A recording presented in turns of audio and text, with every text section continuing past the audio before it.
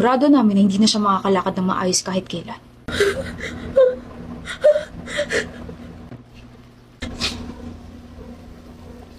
Binali nila yung paa ni Lia. Batang-bata ko yung kapatid ko, binali nila yung paa niya. Hindi ko mababaliw na ako.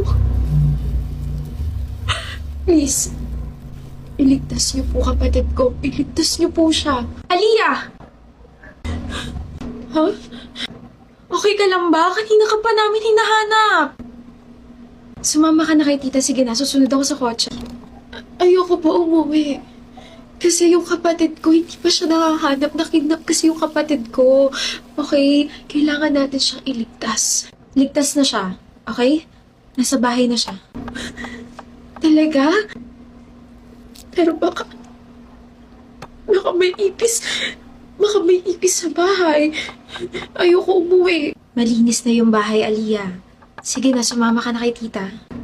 Okay. Okay. Pagpasensyahan niyo na po, sir, ah. Sino po? Ako po si Lane. Pinsan po ka ni Aliyah, tapos yung kanina tita po namin. Tama ba yung narinig ko? Ligtas na yung kapatid niya? Actually, wala naman po kasi talaga na-kidnap. Ano? She was telling her story.